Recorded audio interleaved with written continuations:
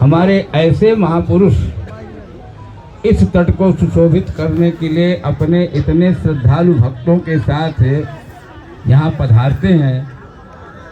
इनका हम इस वृंदावन की पावन भूमि में शत शत वंदन करते हैं, इनको नमन करते हैं और माँ कालिंदी से प्रार्थना करते हैं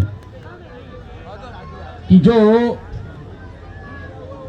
माता कालिंदी के लिए इनके मन में, इनके हृदय में इतनी बड़ी आस्था, इतना बड़ा प्रेम, इतना बड़ा अनुराग है कि अपने इतने अनुयायियों को लेकर के यहाँ यमुना जी की इस भव्य आरती को कर तट को सुशोभित करते हैं।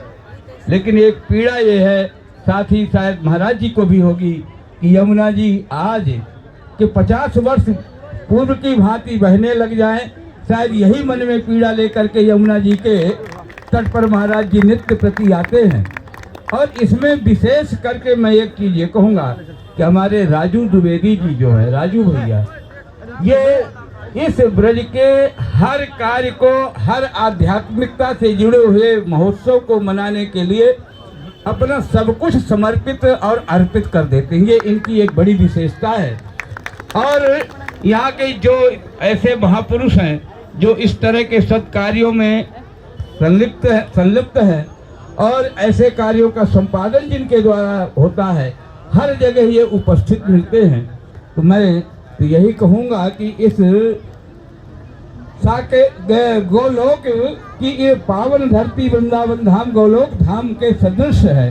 और उस पावन धरती में इस तरह के भव्य आयोजन हमारी सनातनीय परंपराओं को जागृत और पुनर्जीवित करने के लिए आवश्यक है।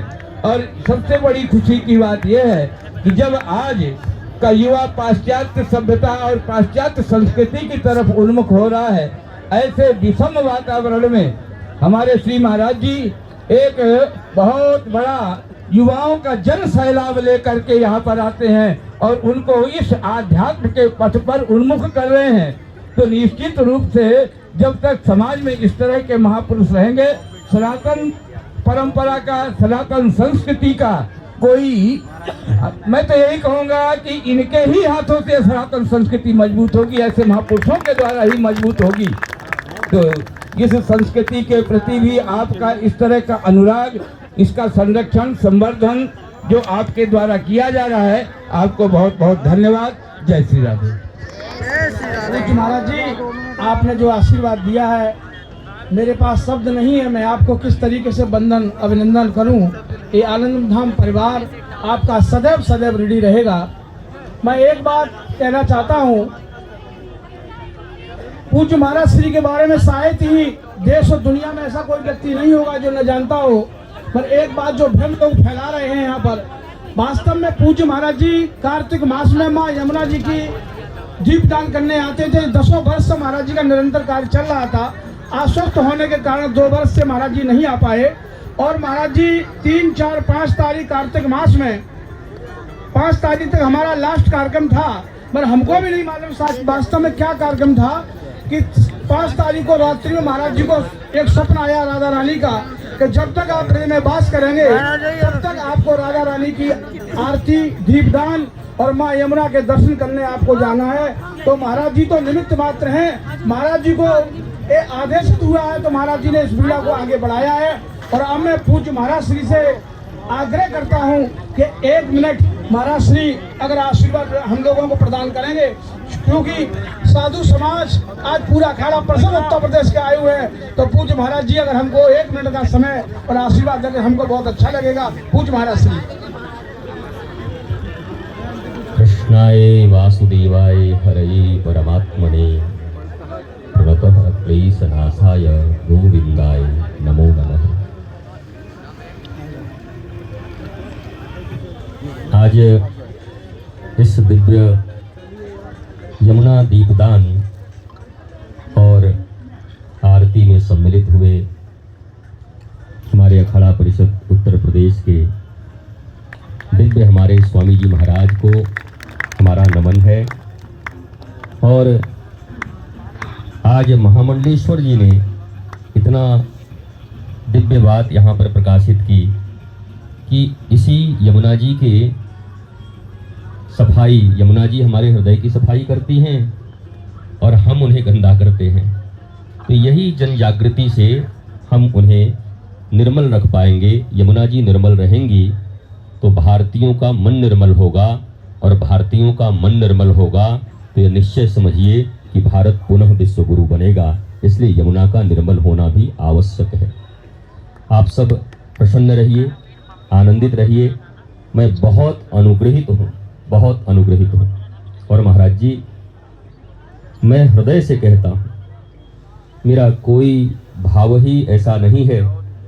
मैं जब भी यहाँ से निकलता अपने आश्रम से, लाडले निकुंज वन से, तो जब राष्ट्र या सनातन का कोई ऐसा कार्य अन्य प्रदेशों या देशों में होता तभी जाते और फिर अपने निकुंज में आकर साधन भजन में ही रहते। मैं कभी भी ऐसे प्रदर्शन इत्यादि में रहा नहीं हूँ।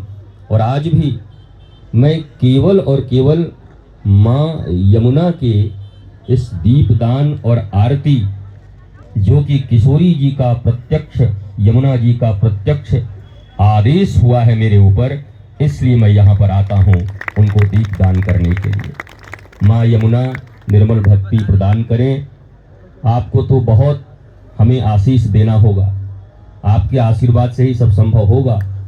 आप अखाड़ा परिषद की ओर से जब आशीर्वाद करेंगे तो ये निश्चय वृंदावन का और स्वरूप बदलेगा और वृंदावन वास्तविक वृंदावन के रूप में निखर कर आएगा। पुनः सबको प्रणाम करता हूँ, आए हुए भक्तों को। और मुझे उतना बोलने का ये भाव नहीं रहता। जब एक ही जगह बैठता हूँ वहीं से जो वाणी निकलती और फिर अन्य जगह बोलने से मेरे शब्द खो जाते हैं। आइए दो बार हम राधा नाम कर लेते हैं। श्री राधा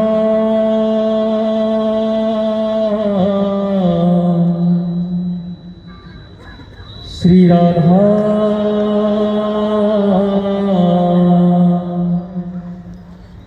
श्री राधा राधा श्री राधा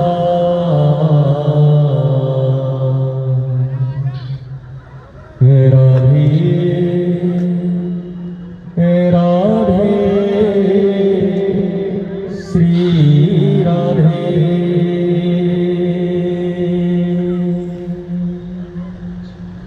ओ राधे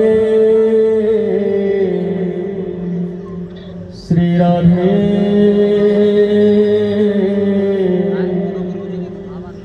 हा राधा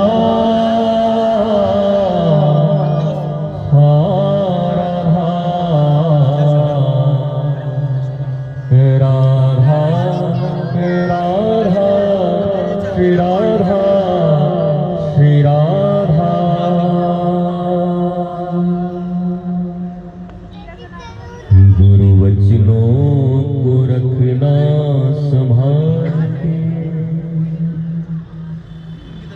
एक एक वचन में